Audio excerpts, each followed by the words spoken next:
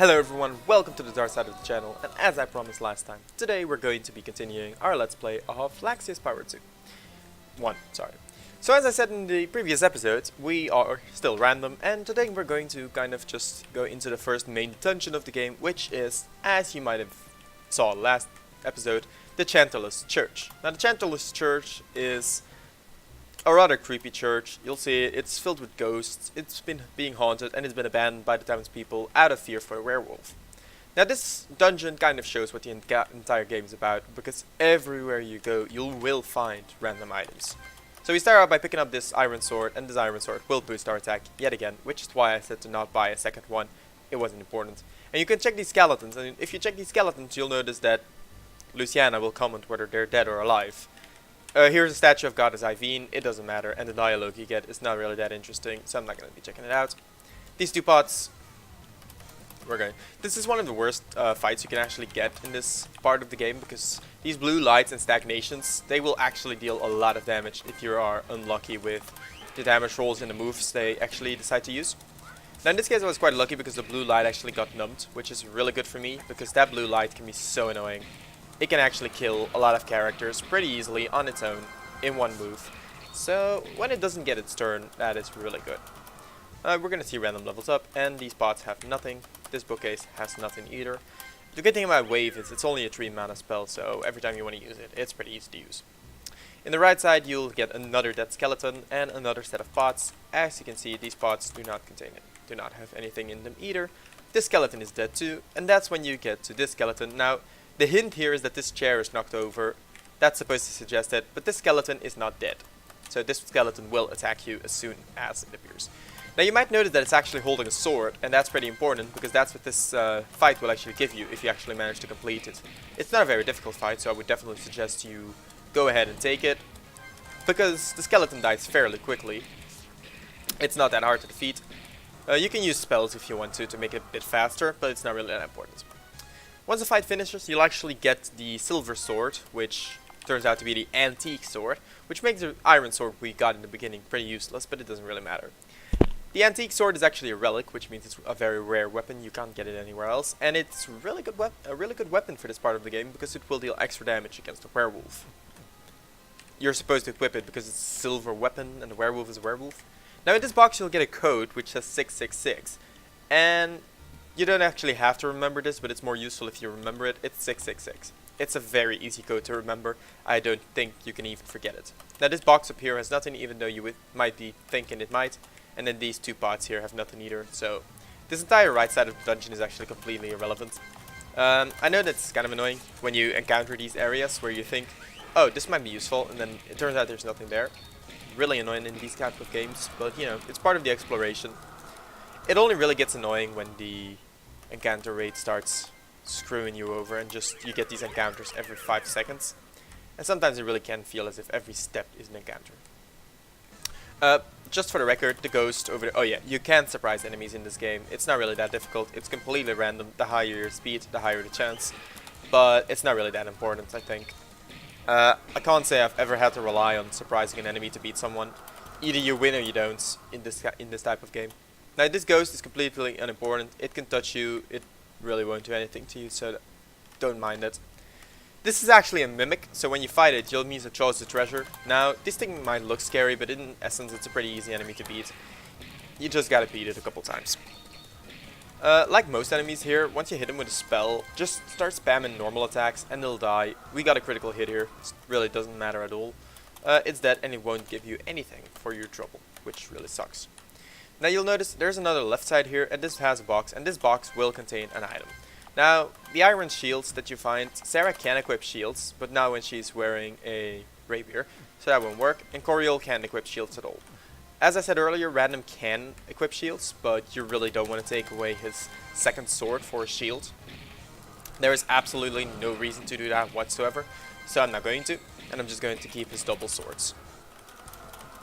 So we beat the second stagnation, you'll see these two skeletons are dead, and we get another fight. So this is what I mean with, at some points you can feel like the encounter rate is completely against you. Yeah, these leechers actually try to heal each other, But I think this is where the code of the game kind of messes up, because they actually try to heal even though there is no damage done.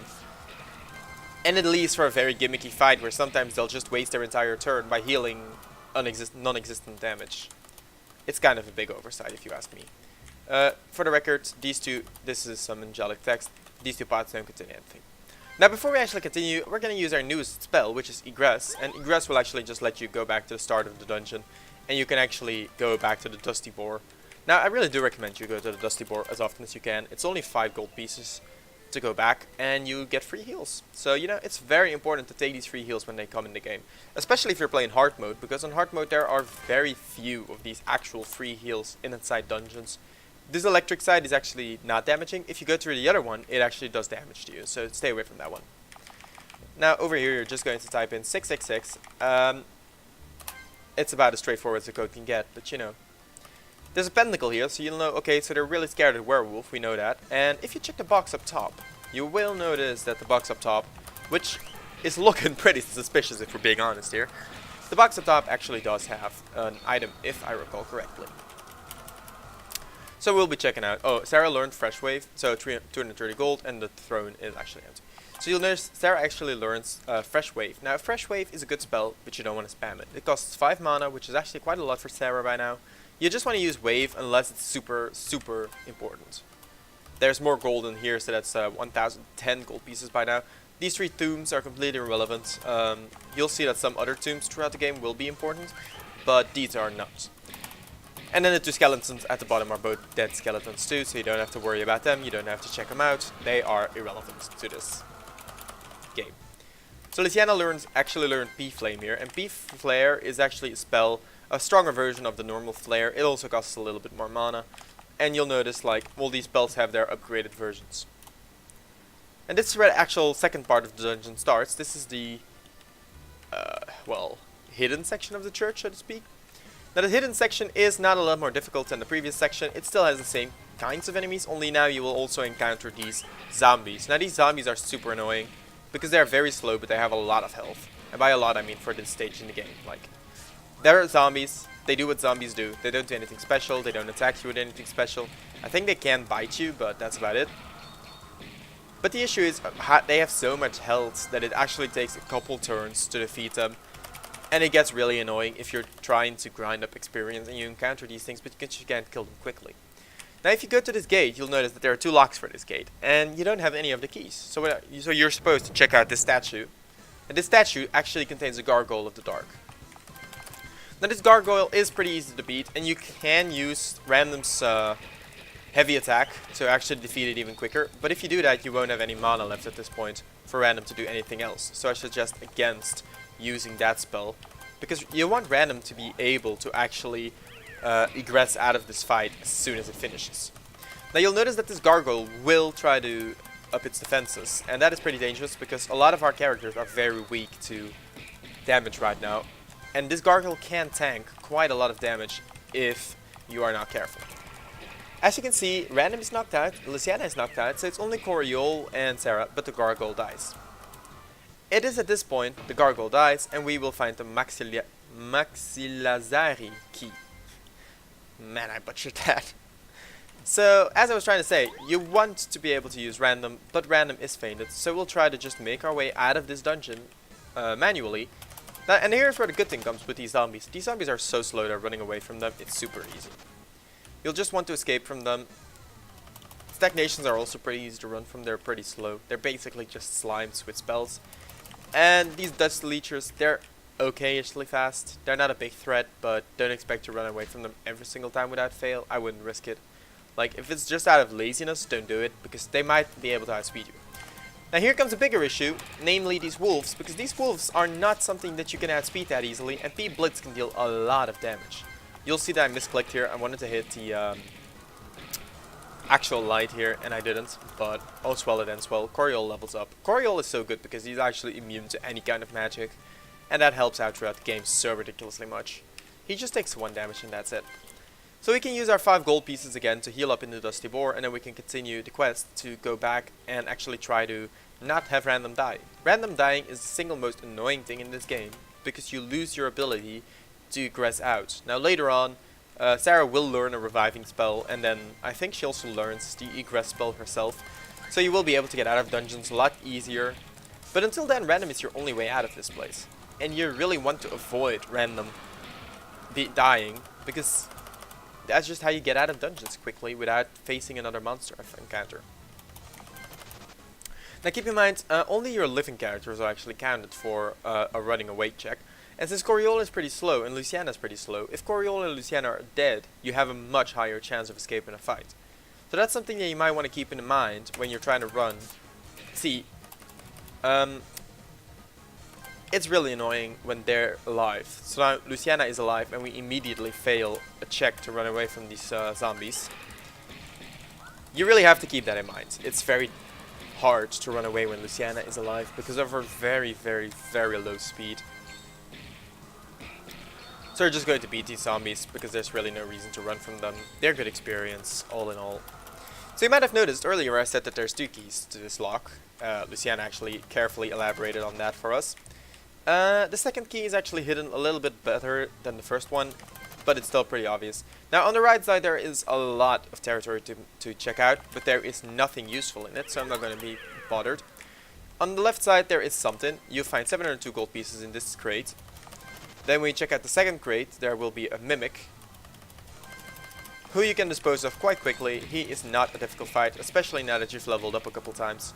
Especially if you get a crit, obviously. The skeleton is dead. You can't even check it. This flower will heal you, by the way, and then this will be another mimic. So as I said, a lot of mimics in this game, but honestly there are far less mimics in the rest of the game than in this section. I really think that this section is the most mimics of the entire game. Now you can't just check it again for another mimic fight. It doesn't work like that. It doesn't let you grind on these mimics, even though that they're pretty good experience for a pretty easy fight. But then you go down here and you see 3 statues. Now these statues are not actually more gargoyles. You'll find a Troller's Gauntlet here, 3 gold pieces here. The Gauntlet is great for Coriol because it finally ups his damage a bit. And then you'll find 3 tricky spirits in this chest. And this chest will actually let you find the tricky spirits and find the second key on their corpses. So once you kill these spirits are so easy to beat. You just gotta hit them continuously and they'll die. And you'll find the Manilithi key or whatever the name. Let's see, what's the name? The Minilithea key. Minilithea? Huh. And the gate is open. Now for this section, you can go heal if you're not really certain of going in, but I don't think it's necessary. This is a Dark Order priest. Now, what his role in the game is will be elaborated on or later on, but the point is that he is pretty damn weak.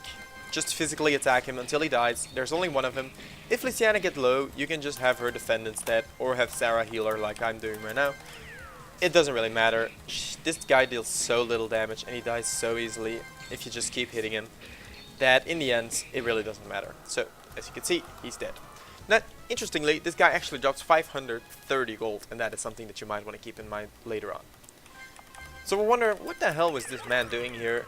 Good question. Now, this is the throne of the werewolf, and you'll notice, as soon as you try to check it out, the werewolf will actually attack you. But then he runs away, and you're in this area of the map. Now, this is one of the biggest differences between the hard mode and the normal easy mode of this game. This light here will recover your health in all modes, but in the easy and normal mode, it will actually recover your health once or twice, I believe, twice. In the hard mode, it only recovers your health once. And then there's a monster in here. I think it's zombies.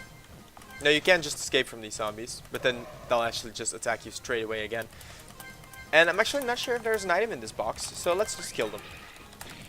But yeah, one of the biggest differences between this mode and the easier modes is that when you enter this area in the easier modes, Iveen will actually come to you and she will tell you about a blue flame that she placed on the map, and you can actually save at those blue flames throughout the game. It's not explained on hard mode, first of all, which is annoying.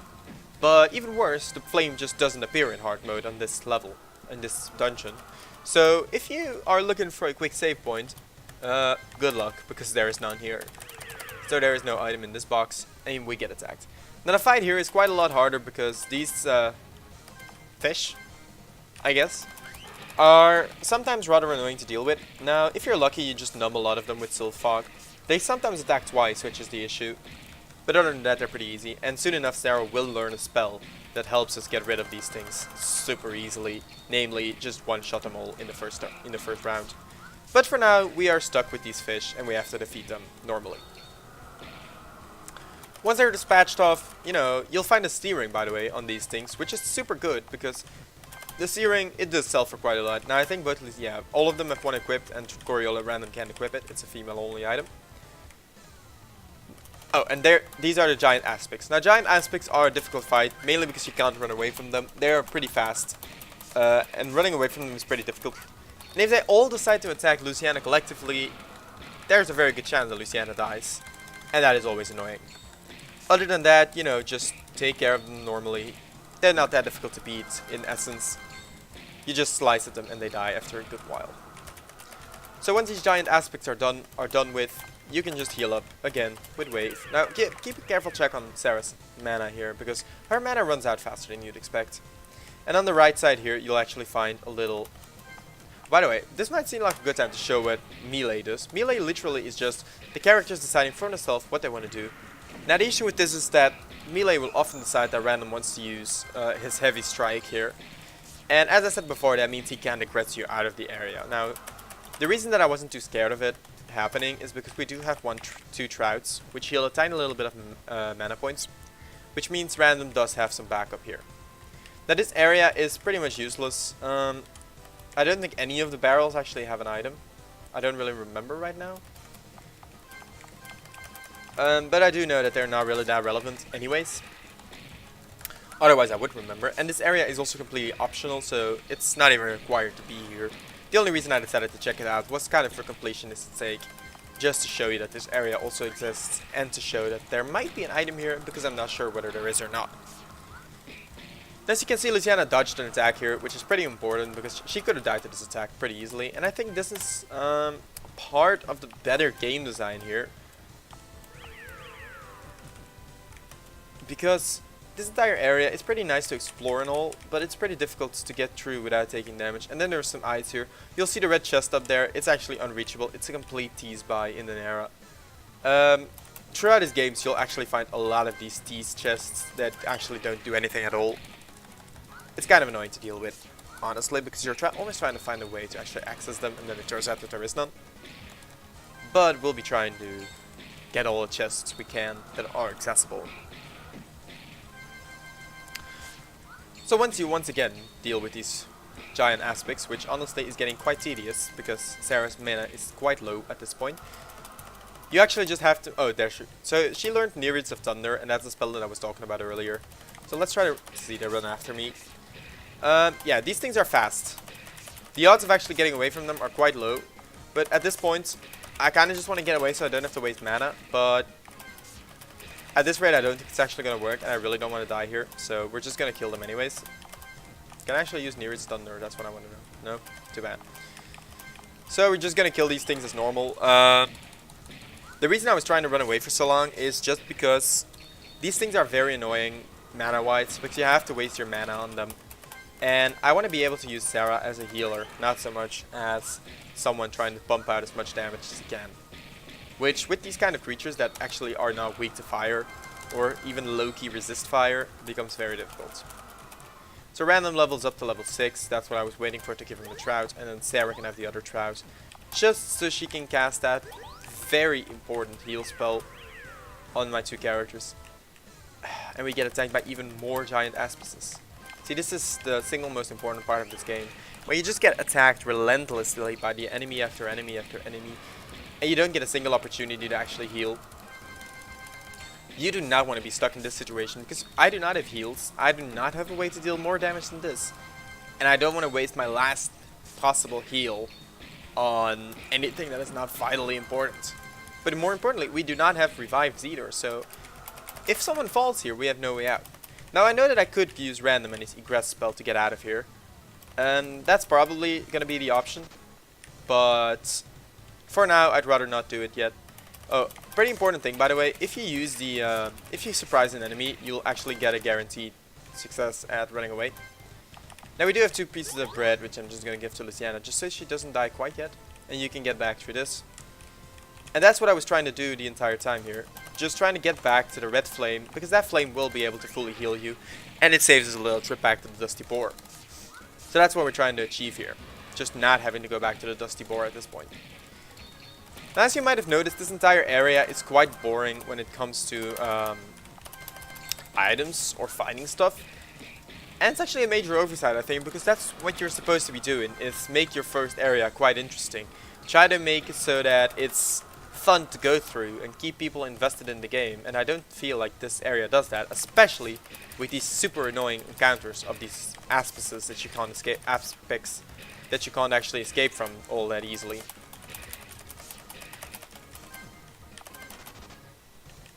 Alright, we finally made our way back to the blue flame, and we're gonna be able to heal up for 150 HP and MP. And this is the moment where we're finally going to go towards the actual end of this part of the dungeon, namely the werewolf who is waiting for us up top. Now, these barrels are not really that necessary to finish, but this one will have a phoenix feather, which is really good. The troller's gauntlet is good for random, the phoenix feather revives a person, obviously. And then down there, we'll check that out later, will be another item that we can pick up. Now we're going to go in, we're going to fight the werewolf. We're just fighting it now because it's really not that difficult to fight on its own, especially because we actually fought every other fight, meaning we actually are quite decently leveled at this point. And this is one of the first fights where you're actually going to want to just use that heavy strike, because it will berserk the werewolf, meaning he won't use any kind of skill, he'll just attack you straight up. And that's kind of what you want to go for at this point. Now the rest of the fight is pretty easy because the werewolf does not have a lot of health, and the fight's won. So that is this section of the dungeon gone, quest complete. And at this point, Horacia the cat will actually start talking about how she thinks that there is something else down the path, and they're actually going to decide to follow it.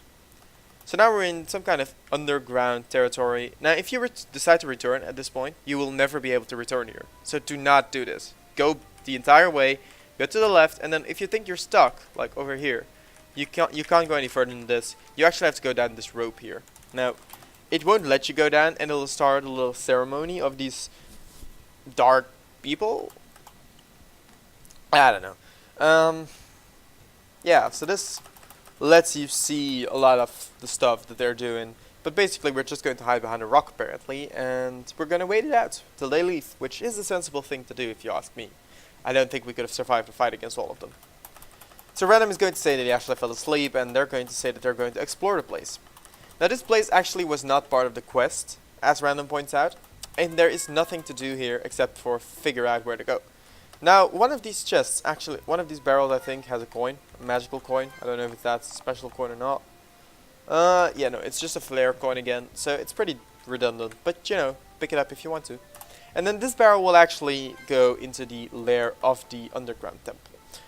However, the underground temple is an entirely different section of the game, and we will actually be going back, use a grass, leave the place, and go to the town hall to get our 5,000 gold pieces that we very fairly deserve, if you ask me. So we're going to smack the beast's head on the table, and we're going to get the 5k gold that they owe us, and we get a 50 experience bonus for clearing the dungeon. Woohoo, thanks. Now the 50 XP is obviously not that relevant. Now at this point you can also pick up a new quest from this guy. He'll tell you that in the maze of the fairy forest, someone actually lost a pearl and he asked us to retrieve it. We will get to that quest later on. Right now we're just gonna rest up at the Dusty Boar right here at our good friend for 5 gold coins. And you'll notice we actually have 8,560 gold coins right now. So you know, we have plenty of gold for now. Now keep in mind, this game is very heavy on the gold prices, so you want to save this gold. Do not for a second think that you have enough gold at any point in this game, because your gold can go out for relevant items so fast. Now seeing as we've hit the 24-minute mark, we're actually going to save the game right here, and we're going to leave it at this. Next episode we'll explore the underground temple and hopefully manage to get into the fairy forest, so that we can actually finally make our way to San Cleona and get a head start on this main quest, because we've been putting it off for quite a while. This entire section was one giant sub-quest, for now. So, I'll see you guys next time, hopefully in the next episode of this series, and I hope you enjoyed this one a little bit more. The next episode, as I said, we'll be going into the fairy forest, we'll be defeating more dark priests like the one we saw earlier, and we'll be unraveling a little bit of what those true demons and sub-demons exactly are, because I've been talking about them, but we do not know what these things are. Will we find out next episode? Tune in and find out. See y'all later.